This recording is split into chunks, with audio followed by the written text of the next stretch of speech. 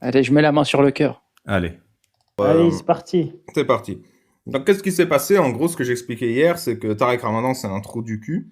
Et que même si c'était avéré qu'il méritait ses 18 ans de prison pour au minima 4 viols, la presse ne nous rendait pas justice en ne nous disant pas pourquoi. Parce qu'en gros, ça nous donne l'impression que, ok, il est condamné pour 18 ans de prison pour 4 viols, c'est prouvé, fermez votre gueule, bande de trous du cul. Alors, j'ai pas l'impression que mon intelligence est Un frère, respectée. non? Comment? C'est un frère musulman, non? Ouais, c'est un FM, c'est un descendant d'un FM aussi. Mais moi, j'avais C'est le envie qu'on me petit-fils dise, des voilà les fondateurs. bonnes raisons pour lesquelles il est condamné à 18 ans de prison. Et je pense que ça a deux effets. Le premier, c'est que la société est éduquée sur le sujet. Ah, ça, il faut pas faire. Et le deuxième, c'est que les victimes se disent, ah, c'est comme ça que je prouve que j'ai été V. Parce que là, en gros, ça crée un secret où toute nouvelle victime doit reprendre à zéro et apprendre tout ce qui a été appris. Donc, il n'y a pas de transmission de la connaissance et respect de la curiosité et de l'intégrité de la société. Voilà pourquoi ça m'a vraiment énervé et que je me disais, au vu de ce qu'on dit dans la presse, je pense pas que ça mérite 18 ans. Ça veut pas dire que ça mérite pas 18 ans, mais la presse, je trouve, elle me dit pas les infos. Et c'est peut-être parce que c'est pas vendeur de le dire, c'est juste ça. Mais par exemple, là, j'ai retrouvé un truc de Henda qui a accès, justement, vu que c'est une des plaignantes, qui a accès au dossier. Et là, je vais vous lire des trucs et je me dis, ah, ok, il y a ça, mais pourquoi ils le disent pas, ça? Pardon, Yanis, je t'écoute. Non, non, vas-y, déroule.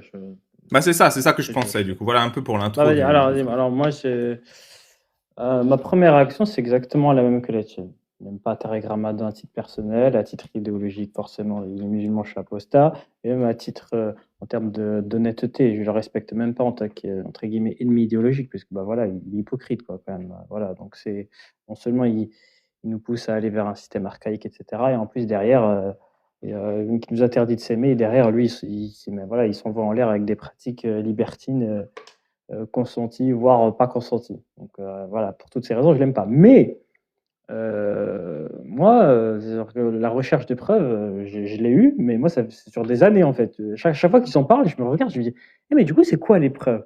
Eh, mais du coup, c'est quoi les preuves? J'en trouve pas. Et alors, c'est étonnant parce que, alors déjà, ça pose déjà une question démocratique. Bon, c'est un peu Peut-être compliqué. j'aimerais tempérer là-dessus, c'est que le dossier n'est accessible qu'aux parties civiles. Et donc, moi, je l'ai appris aussi dans le cas de Michael Paty et Samuel Paty. Bah oui, c'est qu'effectivement, il y a des preuves dans le dossier civil que les gens ne disent pas nécessairement publiquement. Et Henda, elle va Ouais, en donner, là, dans le truc que je vais te lire. ouais, Mais effectivement, on se sent insulté. On se dit, mais putain, mais il n'y a aucune preuve, les gars, ça vaut pas 18 ans. Et en fait, il y a des preuves, c'est juste, c'est pas donné public. Mais c'est ça où je me ouais, sens pas respecté. moi, j'ai cherché à comprendre, sincèrement, hein, et apparemment, ce serait parce que, en principe, la justice, elle se doit d'être transparente, mais apparemment, pour aussi protéger les victimes, il y aurait comme par exemple le huis clos et une rétention c'est-à-dire que le jugement détaillé n'est pas livré. C'est vrai que pour des trucs comme ça qui sont aussi médiatisés, moi, personnellement, en tout cas, rien que sur les bases, quelles sont les bases précises et les preuves précises de sa condamnation, je trouve ça,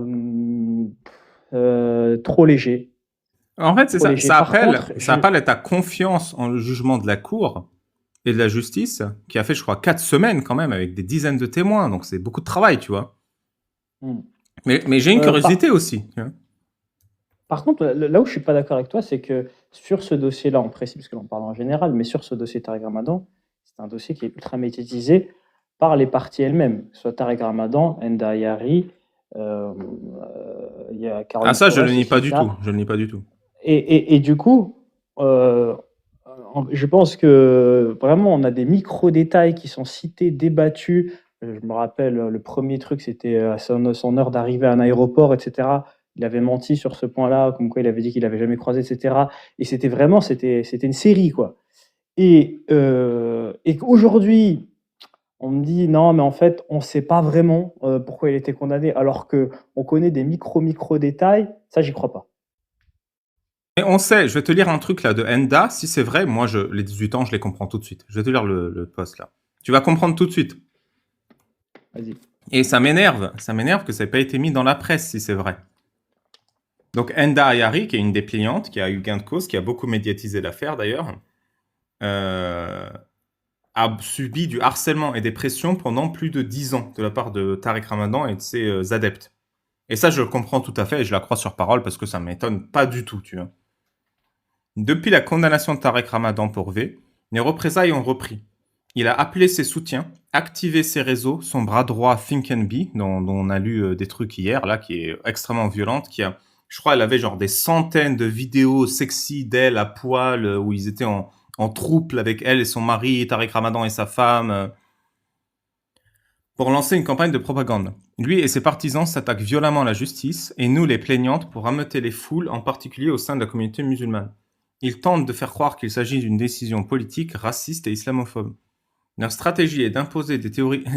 Enda, elle pleurnichait sur la critique de l'islam des apostats. Elle aime bien utiliser le terme islamophobe, sauf quand on l'utilise contre elle. Quand on l'utilise contre elle, elle comprend tout de suite le problème. C'est assez rigolo. C'est elle qui faisait des pages et des pages sur je ne connais pas ce Ali Baba, mais sur CNews, c'est un islamophobe. Leur stratégie est d'imposer des théories complotistes honteuses, oh mais qui ferait ça, prétendant que nous, les plaignantes, sommes rémunérés et qu'il s'agit d'un complot. Ça, c'est la base, hein. Quand t'es imam, tout le monde est payé par Israël et c'est un complot juif. Et d'ailleurs, salut Yaakov, t'as raté le passage où Idriss Aberkan dit que Netanyahou est contrôlé par des juifs. Je reçois depuis plusieurs jours des centaines de messages de haine. Je vis sous pression, sous les représailles et le harcèlement depuis 9 ans, à subir une violence constante, à être attaqué, sali, menacé, intimidé. À quel moment ça va s'arrêter? La justice a tranché. C'est en dessous, hein, le truc que je vais te lire, mais Yanis, reste attentif. Ramadan a été condamné à 18 ans de prison pour V avec interdiction définitive du territoire français. Il est interdit de communiquer sur cette affaire et de relayer ses discours complotistes et mensongers. Et malgré cela, il continue. Putain, j'espère qu'il va prendre cher pour ça. Ramadan n'est pas venu au procès par lâcheté. Il a fui en faisant croire à des problèmes de santé avec des certificats médicaux complaisants. 2 expertises ordonnées par la justice ont démontré que sa maladie ne s'était pas aggravée, contrairement à ce qu'il a tenté de faire croire. Il était apte à être présent à son procès. Malgré ça, il n'est pas venu et a demandé à ses avocats de boycotter le procès afin de se victimiser et faire croire encore au complot, sa principale arme de défense. Il s'abercanise, hein. Il a tout mis en œuvre pour éviter ce procès jusqu'au bout, refusant d'assumer la responsabilité de ses actes pour ensuite oser se victimiser. Tariq Ramadan est un serial VIOL, un prédateur, un monstre pervers qui hait les femmes. C'est là où moi j'ai un doute parce que je n'ai pas de preuve de ça. Et ça ne veut pas dire que c'est vrai ou c'est faux, j'aimerais bien que vous nous disiez pourquoi. Mais elle parle des preuves là dans Oui, elle est juste là, dans ce paragraphe. Il a détruit la vie de plusieurs dizaines de femmes. Et c'est là où je commence à me dire, donc il y a plusieurs dizaines de femmes qui ont témoigné, où il y a des preuves dans le procès. Et j'ai été bouleversé par certains témoignages de femmes qui n'ont pas osé déposer plainte contre lui en particulier, l'une d'entre elles qui a été sa maîtresse durant 13 ans, sans savoir qu'il passait son temps à assouvir ses besoins sexuels avec d'autres femmes, qu'il considérait comme des esclaves sexuels. Cette pauvre femme avait tout pour elle, l'intelligence, la beauté, la douceur, et était éperdamment amoureuse, elle a tout accepté par amour. Elle a été contaminée par des MST et a perdu son utérus à cause de lui. Elle est détruite, vit sous anxiolytiques et antidépresseurs depuis plusieurs années. Ce poison, donc elle parle de Ramadan, a refilé des MST à des dizaines de victimes, dont plusieurs ont perdu leur utérus et ne pourront jamais avoir d'enfants à cause de lui. Donc je me dis, c'est là, je me dis, et c'est là, encore une fois, je suis énervé. Si ça c'est vrai, est-ce que c'est ça qui a été utilisé au procès pour justifier les 18 ans? C'est là où je suis énervé. Elle fait que raconter une histoire. C'est pas possible. Parce que moi, je me dis, oui, effectivement, si on peut prouver que le mec, il est porteur de MST, qu'il le sait, qu'il l'a pas dit aux dames, que toutes les dames étaient contaminées, là, oui, c'est comme le mec qui refilait le sida exprès à plein de gens. Je crois qu'il était condamné à 15 ans de prison. Tu vois ce que je veux dire? C'est que c'est pas possible que c'est ça, parce qu'il a été condamné pour viol. Il aurait été condamné pour l'histoire de MST, ça aurait une charge spécifique à la mise en danger de d'autres personnes. Moi, je pense pas qu'il avait une volonté de refiler ses MST. C'est juste que le préservatif, c'est pas bien. C'est juste ça, je pense. Et c'est ça qui m'énerve, c'est que même si Enda a gagné, elle se comporte, et je suis désolé Enda, c'est ce que je ressens, comme Tariq Ramadan. C'est-à-dire que sa parole fait vœu de foi. Et nous, on est tous là, on est impatients. Quelles preuves vous avez? Quels éléments le condamnent? Qu'est-ce que...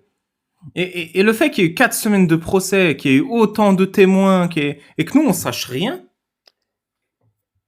Ah, mais alors, même sur ce qu'elle dit, je suis désolé, mais il y a une contradiction. Elle parle de cette fameuse maîtresse qui était éperdument amoureuse et qui était intelligente, etc., et qui a accepté. Mais je suis désolé, mais elle était amoureuse et c'est sa maîtresse pendant 13 ans, il n'y a pas l'ombre d'un viol. Elle dit que cette personne aurait dû porter plainte pour viol, mais qu'elle ne l'a pas fait parce qu'elle était amoureuse. Mais en plus, oui, pendant 13 ans, elle s'est fait V pendant 13 ans. Tu vois, Non, j'ai du mal à définir. Et en fait, c'est un problème tout ça parce que ça, dans l'esprit public, ça C'est pas. contribue à flouter ce que c'est un viol. Après, il faut pas parler à la place de la personne qui est amoureuse, ça c'est certain. Il n'empêche que ça n'empêche pas qu'il y ait V. C'est pas Oui, parce oui, qu'une tout à personne est fait. C'est juste qu'on amoureuse, comprend voilà. pas. Ce que je dis, c'est que juste, ça tu parles pas, floute. on parle pas à sa place, quoi. C'est tout, juste ça. Non, mais ce que je veux dire, je suis une femme, je lis ça. J'étais amoureuse pendant 13 ans avec un mec et je crois qu'il me V. Comment je sais pour m'identifier à ça ou pour savoir si c'est vrai ou tu vois, il y a un manque d'éducation, il y a un manque de. Juste pour ça, pour info, est-ce que c'est le texte là, il est fini ou pas? Non, il reste. Je pense à ces femmes, il reste la moitié à peu près. Je pense à ces femmes qui ont été ses maîtresses de longues années, qui ont dit au procès à quel point elles ont souffert de cette relation toxique et destructrice. Voilà, donc ces femmes qui sont allées au procès, qu'est-ce qu'elles ont dit exactement? Parce que être toxique et destructeur, bah ça qualifie pas un V. Encore une fois, ça me gêne cette histoire que le mec ce soit un coureur de jupons, je comprends, mais qu'est-ce qu'il faisait exactement et en quoi ça a été pris en compte par le jury pour 18 ans? Je pense aussi au témoignage écrit d'un proche d'une personne qui s'est S à cause de lui. D'accord, mais encore une fois, qu'est-ce qu'on en sait? Voici la réalité qu'ils veulent faire taire avec leurs vidéos et les mensonges. Bah non, c'est pas une réalité qu'ils veulent faire taire, vu que cette réalité, on la connaît pas, nous, le public.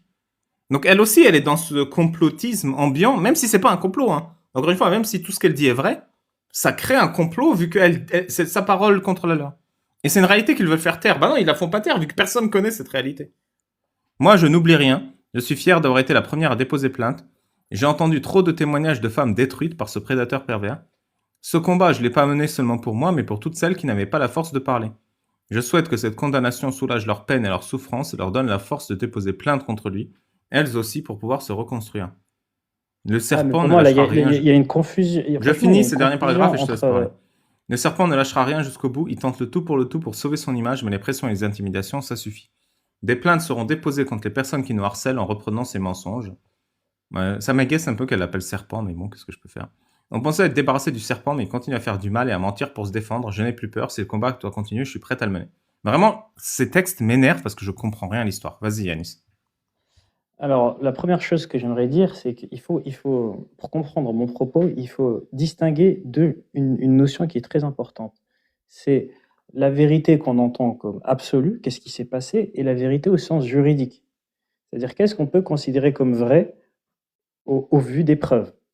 Ça, c'est très important. C'est-à-dire que on peut dire un tel n'a pas violé, et ce serait la vérité juridique, même s'il l'a vraiment fait. Donc, il faut vraiment comprendre cette notion. Dis Moi, là où V, dis V, parce que sinon tu vas te faire sauter. pardon, ok. Là, moi, où j'ai un souci, c'est que tout à l'heure, j'ai décrit dans un premier temps, voilà, j'ai pas trouvé de preuve, à part c'est sa parole contre la sienne. En faisant des recherches, j'ai trouvé des éléments qui iraient à le disculper. Par exemple, hier, vous avez parlé de la deuxième plaignante qui a porté différents pseudos, notamment Christelle. C'est la personne qui était handicapée. J'entendais Mourtad raconter qu'elle était arrivée pour avoir une discussion théologique. Dans un premier temps, et ça, tu peux ouvrir la page de Wikipédia qui en parle très bien, dans la section deuxième plan, si tu pouvais l'afficher, ça serait parfait. Elle dit qu'elle a perdu son téléphone. Et plus tard, son téléphone, elle l'a retrouvé, et des expertises ont montré que avant qu'ils se rencontrent, Tarek Ramadan lui dit « Je vais te gifler, te frapper et te pisser dessus ». Donc, ça, c'est halal tout ça? Ah mais alors ça, il n'y a pas de souci, elle peut avoir changé son consentement, parce que c'est ce qu'elle lui reproche au passage dans le viol. Ça, c'est le premier élément. Donc, il l'a annoncé avant. Le deuxième élément, et ça, c'est vraiment, pour moi, c'est totalement absurde, c'est que l'expertise déclare que 2 jours après le viol, elle dit, je ne sais pas si tu peux le lire, parce que moi, je vais paraphraser, mais si tu pouvais lire, ça serait encore mieux, la phrase exacte qu'elle dit. Mais en gros, elle dit, si j'avais pas aimé, je serais parti. Non, mais je peux te le lire. Selon Libération, le ton des échanges change radicalement après la rencontre. Le lendemain, Tarek Ramadan s'excuse. J'ai senti ta gêne. Donc avant, il dit, je veux te baiser, te gifler, te pisser dessus et te forcer à lécher. Vas-y, islamologue. N'aie pas peur, je ne sais pas la violence. Et du coup, le lendemain, Tariq Ramadan s'excuse. J'ai senti ta gêne, désolé pour ma violence, j'ai aimé. Tu veux encore, pas déçu. Aline lui écrit. J'attends depuis le 9 tes excuses plates et sincères. Ils ont halluciné à l'hôpital en voyant mon anus déchiré. Ne désire une chose, mais toi tu es reparti indemne et pas moi. Percute que tu as un problème. Dans un autre message dont le téléphone ne donne pas la datation, Aline écrit. Si je passais un mauvais moment, je serais parti. Tu m'as manqué dès que j'ai passé la porte. C'est ça que tu voulais que je dise, non? Lis précisément la suite de la phrase, parce qu'il y a une expertise Selon qui déclare Aline, que ce message est antérieur à sa rencontre avec l'islamologue le 9 octobre 2009 et a été envoyé à la suite d'un jeu érotique sur Skype. En Allez, août continue. 2019, les résultats d'une expertise technique effectuée sur le téléphone d'Aline la contredisent. Le message a été envoyé dans les 2 jours qui ont suivi la rencontre. Son avocat Voilà. ne conteste pas la validité de l'expertise. Il déclare « Ma cliente regrette ne pas s'en être souvenue plus tôt, mais les phénomènes traumatiques de la mémoire sont connus. Ce sont l'emprise et la peur qui dictent ces messages. Souvenons-nous qu'à cette époque-là, M. Ramadan était invité partout. Il allait voir le pape. Le pape! Il était élu parmi les hommes les plus influents. » Ok. Maintenant, revenons-en au truc. Il y a la présomption d'innocence, la charge de la preuve revient à la victime. Mais là, quand tu as une personne dans une situation, n'importe qui d'autre, qui déclare, parce qu'elle, il a été condamné pour ce V-là, hein, je précise, elle fait partie des condamnés. Il a été condamné par rapport à elle, hein, d'accord? Mais n'importe qui d'autre, tu as la preuve qu'elle a été consentante et qu'elle écrit littéralement, si j'avais pas aimé, je serais parti. Une personne ne devrait pas être condamnée fort de ce message. D'accord? Non, mais c'est pas Sauf ça. si on découvre autre chose. Non, attends. S'il y a 3-4 semaines de sex talk avant qui parlent de ce qu'il va leur faire, effectivement, ça dédouane un peu. Mais c'est surtout après. Si je te dis. Et après, si je te dis, parce que. Bah non, mais après, c'est le pire, parce que tu peux dire il a changé. Mais après, t'envoies un message après en écrivant si j'avais pas aimé, je serais parti. Bah pour moi, c'est une preuve disculpante. Et c'est pour ça que ensuite, regarde comme son avocat et comme les juges d'instruction, ils ont parlé de V consenti ou d'emprise morale qui retire le consentement. Ah mais là, je suis désolé, c'est des adultes. Quand on commence à dire ça, on donne du grain à moudre aux partisans du complot islamophobe. Une personne normale, jamais tu te ferais condamner. Et il y a des tas de filles qui portent plainte pour V avec bien plus d'éléments à charge et aucun à décharge qui n'y arrivent pas. Et là, il y a vraiment un élément à décharge fort parce qu'on a la preuve qu'elle a donné son consentement et il est condamné. Moi, je ne comprends pas pourquoi. Bah, ce qui m'énerve un peu, c'est pour 18 ans, en tant que public, on n'a rien. Vraiment, on n'a rien. Et je répète, c'est ça qui me choque. Ça, c'est le premier élément. Deuxième élément, on a parlé de, comment ça s'appelle, de Ndayari. Ndayari, après le V, l'a supplié de message en message de la reprendre. Et ils avaient clairement, avant et après, une relation de type sadomasochisme. Donc, parce qu'il y a aussi la question de savoir est-ce que, il y a eu des violences, mais consenties. C'est comme tu l'as rappelé la dernière fois dans ton live. Bah oui, c'est assez courant, encore plus aujourd'hui, avec les histoires de 51 degrés, etc. C'est plus à la mode. Mais du coup, attends 2 secondes. Non, c'est hyper important ce que je veux dire, c'est hyper important. Non, mais moi aussi, c'est important. Comme ça, c'est que mon propos soit complet avant que tu réagisses. Et donc, de supplier une personne, ça va aller contre la charge de l'accusation. Ça va affaiblir ton témoignage qui t'avait. Est-ce que c'est possible au sens absolu? Oui, mais dans la vérité juridique, ça va t'affaiblir. Rappelez-vous ce que je disais. Pourquoi? Parce que c'est incohérent. Tu vas pas supplier ton V à le revoir. Littéralement, le supplier sur des messages et des messages en disant « Je serai », tu liras ces messages, « Je serai la meilleure de tes soumises, oubliez-les toutes les autres ». Vas-y, je te laisse réagir, Primo. Alors, première chose, 50 nuances degrés, c'est pas du BDSM. Ça, c'est la première chose. D'accord? Et il faut bien comprendre que c'est de la fanfiction de mère au foyer qui pense imaginer ce que c'est qu'une relation BDSM. C'est pas du tout ça, une relation BDSM. Ça n'a absolument rien à voir avec une relation BDSM. Mais vraiment, genre rien du tout. Le BDSM, c'est tout ce que vous imaginez du BDSM, c'est faux. Voilà, c'est pas compliqué. C'est littéralement l'inverse. Là, ce qui se décrit là, c'est pas du tout une relation BDSM. Ce qui se décrit là, c'est une relation d'un mec qui a de l'emprise sur des femmes et qui en abuse. Parce que une relation BDSM, en fait, comment je vais essayer de vous faire toucher ça du doigt. Je vais essayer de vous faire comprendre ce que c'est. Une relation BDSM, ça se base sur le principe que, alors on va partir d'une relation hétérosexuelle normale, on va dire, normale, vous mettez des grandes guillemets, et avec l'homme qui domine et la femme qui est soumise, on va dire ça. Voilà, on va prendre, ça marche dans l'autre sens, mais la personne dominée dans le BDSM est au cœur de la relation. C'est-à-dire que la personne dominée dans le BDSM, le dominant doit absolument, totalement et à tous les moments garder un contrôle absolu parce qu'il doit être capable de lire et de rentrer en empathie complète avec sa soumise ou son soumis pour justement ne jamais lui faire mal et savoir lire exactement ce qui se passe et ne jamais perdre le contrôle. C'est une situation où on est dans un abandon complet avec une confiance absolue en la personne qui est en face. Là, ce qu'on décrit, c'est juste un taré. Non, mais j'entends bien. Ce que je dis, c'est que je ne sais pas, au vu de ça, ils ont eu des accords ou pas.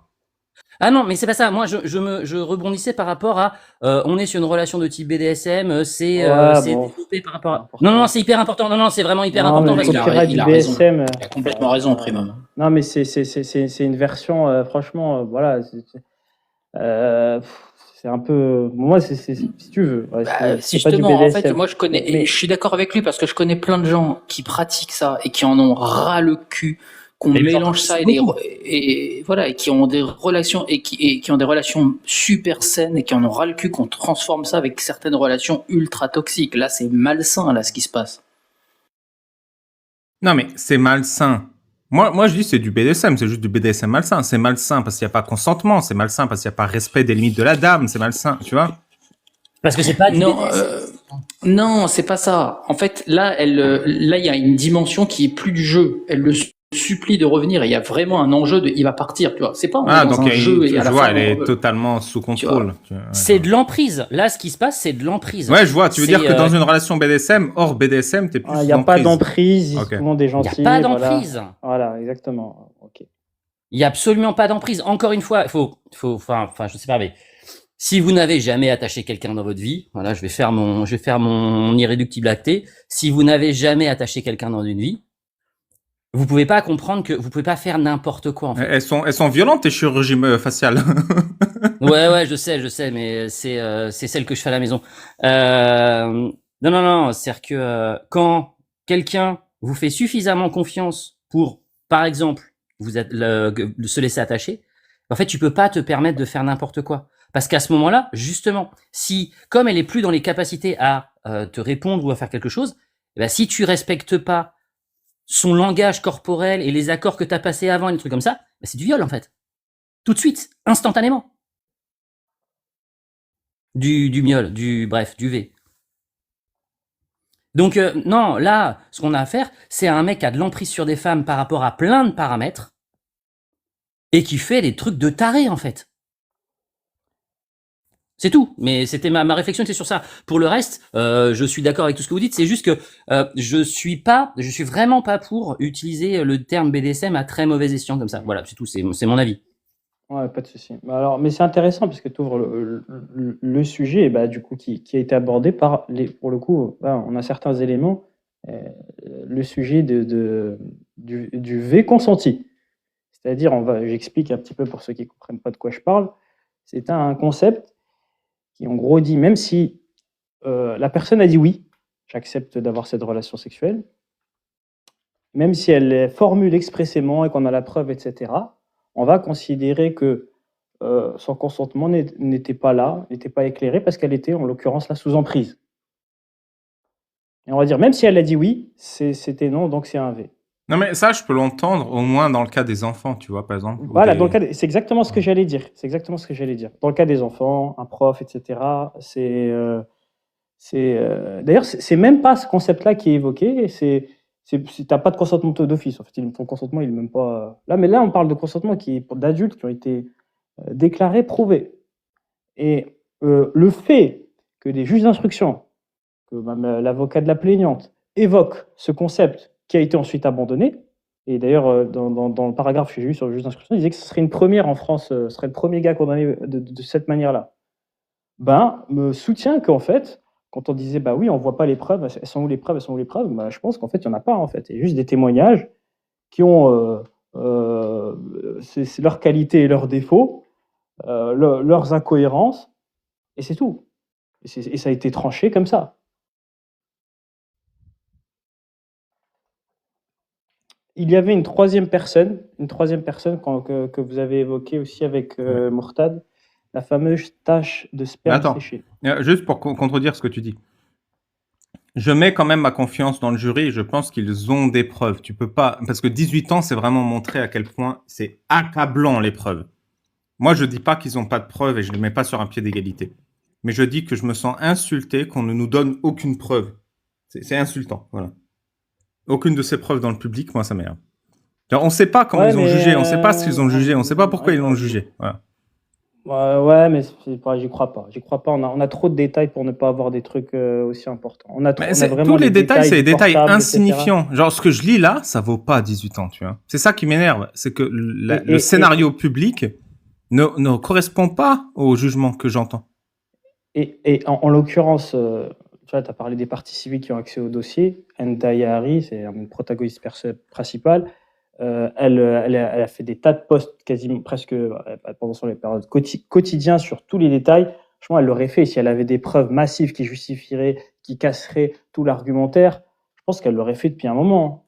Non, mais tu vois, 18 ans, pour moi, c'est terrorisme, trafic d'êtres humains, c'est, tu vois. Alors, qu'est-ce qu'il a fait? Je lis pas ici. C'est ça qui m'énerve.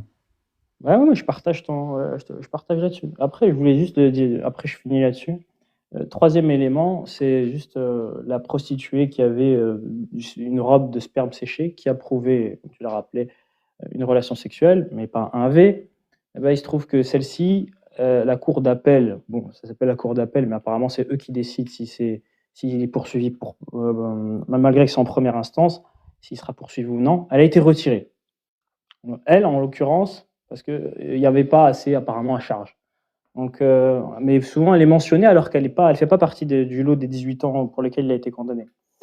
Et moi aussi, hein, elle, franchement, il faut le rappeler que ça a été retiré parce qu'on nous rapporte sa robe tachée de sperme séché comme un élément déterminant, alors qu'en fait, les médias le présentent comme ça, alors qu'en fait, elle ne fait même pas partie du jugement, en fait. Donc ça, c'est important de le dire, voilà, parce qu'elle raconte qu'elle a été V 9 fois dans différents pays par Tariq Ramadan. Voilà, c'était mon dernier truc à dire. Et voilà, je partage. Écoute, franchement, ça fait des années que je cherchais des preuves là-dessus. J'en ai jamais trouvé. Et je pense qu'on les aura jamais, mais on verra en cours d'appel qu'est-ce qui se passera. Tu sais, ce qui m'énerve aussi, c'est que nous, en tant qu'ex-musulmans, on a une intuition et on sait l'impunité des autorités religieuses. C'est-à-dire que au Moyen-Orient, en Mauritanie, en Afrique, on sait tous, on a tous rencontré quelqu'un qui un jour a dû s'isoler avec l'imam dans l'arrière-boutique et on ne sait pas pourquoi. On sait à quel point ces gens sont violents, ils ont de l'emprise, ils sont impunis. On connaît tous une histoire d'une ruqya où la meuf s'est fait tuer. Et un ruqya, c'est un exorcisme islamique parce que tu as un démon en toi. On sait à quel point ces gens sont dangereux. Et donc, je mets Tariq Ramadan dans ce même paquet. C'est un biais, mais c'est un biais basé sur mon expérience et ma connaissance. Et donc, le fait qu'on condamne un mec pour ça, ça me réjouit au plus haut point. Mais le fait qu'on le condamne sans dire ce qu'il a fait, c'est un peu pour dire non, mais on va le condamner lui, mais on va pas salir l'islam. On va pas montrer comment ils abusent de leur pouvoir. Tu vois ce que je veux dire? Il y a aussi cette amertume de ma part. Oui, et la seconde amertume que on montre le problème et on le montre mal. C'est que les musulmans vont utiliser son cas-là pour dire regardez, c'est d'islamophobie, il a servi d'exemple, etc. Et moi, franchement, voilà, on a quoi à leur dire? Et pire que ça, les musulmans en plus, il n'y en a aucun qui réagit sur le fait que quelqu'un qu'ils respectait comme islamologue, elle avait les libertés les plus totales dans sa sexualité, tu vois, il était totalement pas soumis à, genre cette hypocrisie de Tariq Ramadan face aux musulmans, les musulmans ne la ressentent pas, j'ai l'impression. peu importe qu'il ait les trucs où ils disent je vais te pisser dessus et faire lécher la pisse, les gens disent non mais c'est un grand islamologue, c'est un procès politique islamophobe. Tu vois, il y a tout le fond du problème, c'est qu'on n'a rien fait progresser finalement. C'est quand la prochaine fois qu'on va choper un imam faire ça et que ça ferait vraiment scandale et que les musulmans vont se rendre compte de comment un imam, un islamologue instrumentalise l'islam pour obtenir le pouvoir. C'est comme Mahjoubi. J'avais lu dans la presse qu'il il avait des dizaines de sociétés qu'il utilisait pour escroquer au bâtiment des musulmans de sa mosquée. Il s'est pas fait virer juste pour le drapeau satanique, Mahjoubi, c'était un mafieux. Il volait du pognon aux musulmans. C'est comme Iqwisen aussi, c'était un mafieux. Et ça, on ne te le donne pas. Tu vois, le procès, on te dit, ou dans la presse, on te dit, il a dit que le drapeau français est satanique. Mais les gars, le fond du procès, 90% du procès, c'était des crimes. Et on te les donne pas. Pourquoi on te les donne pas? Le fond, c'est ça. C'est comme le Dalai Lama qui faisait passer du pognon, là, dans les montagnes. C'est un dealer, le Dalai Lama. C'est un chef de mafia, juste avec un truc spirituel, comme Mohamed. On te dit pas ce genre de choses, et c'est énervant. C'est énervant parce que même si la victime reçoit une forme de justice, parce qu'il y a toujours une condamnation lourde, eh ben, la méthode d'instrumentalisation de la spiritualité pour obtenir du pouvoir, des faveurs et du pognon et du sexe n'est jamais mise en avant dans le procès. Et par comment le procès est traité. Petit speech un peu long. Ça va, Amir? Salut, bonsoir tout le monde. J'espère que vous allez bien. Ça va et toi? Ça va, ça Salut. va, ça va. Je vous écoute. T'as des avis là-dessus? Je viens d'arriver. Et je suis d'accord avec vous. Effectivement, on voit une lourde condamnation. Tant mieux. Mais on aurait bien voulu avoir les détails. Parce que, bah, comme a dit Yanis, si des musulmans doutent ou se disent peut-être qu'il y a dedans un complot ou quelque chose comme ça, ils voulaient le faire tomber depuis longtemps ou quoi que ce soit, bah, on n'a rien à leur dire. Et c'est pas normal. C'est pas normal. Il faut que ça soit public. Il faut que ça soit accessible. Et peut-être que ça va l'être, mais c'est un peu bizarre. C'est un peu bizarre que les informations ne soient pas publiques. Je sais pas. Est-ce que c'est habituel? Est-ce que ça ne l'est pas? Mais par exemple, dans l'affaire qu'on a suivie sur Samuel Paty, on a les procès-verbaux, on a les plaidoyers et tout. Bah non, On sait en fait, comment ça s'est déjà, Tarek Ramadan, c'était à huis clos, donc il y a moins d'infos publiques, les journalistes pouvaient pas. Mhm. Mais Samuel Paty aussi, on n'a pas tout, hein. Parce que moi, je parle à Michael, là, d'ailleurs, il faut que je lui envoie un plan pour l'interview. N'hésitez pas si vous avez des questions que vous voulez que je pose pendant l'interview, je vais lui préparer un plan et lui envoyer.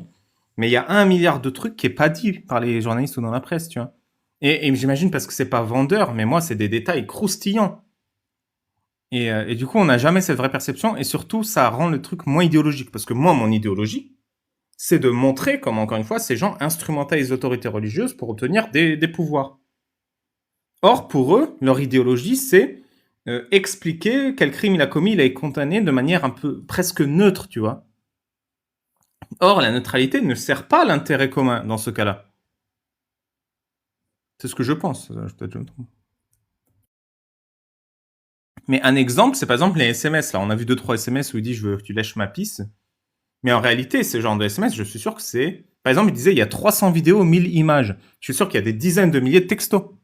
Moi, le dossier texto, j'en rendrai une partie publique. Je pense que les victimes devraient le faire. Non pas pour se foutre la honte, mais pour donner, c'est quoi, l'image d'un islamologue qui en a rien à battre. Mais encore une fois, c'est idéologique, c'est pas justice.